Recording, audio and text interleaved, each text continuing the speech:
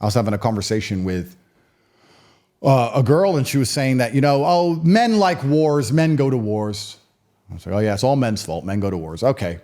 You don't understand the world very much, but the world is war. Everything is war. And the reason you get to drive around in your little Mercedes and live in a peaceful society is because there's an underpinning of violence everywhere. Everyone understands that if they do certain things, eventually will end up in a violent scenario. If you speed on the highway and they give you a ticket and you don't pay the ticket and they add more money and you don't pay it and they tell you to go to court and you don't go, and then they come and say, come to go to court, and you say no, they'll come to arrest you and you say, I don't want to be arrested. And then eventually violence. We have all this paperwork on top and we have all this nice facade, but when it gets down to it, it ends up in violence. It doesn't matter if it's the legal system or your life. I'm sure you try and talk to somebody and I don't want to get in trouble. Yeah, it all ends up in violence. This is the underpinning.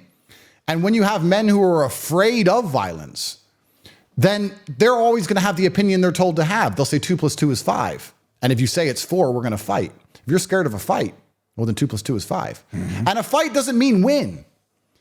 It means fight. Fight means fight. Right.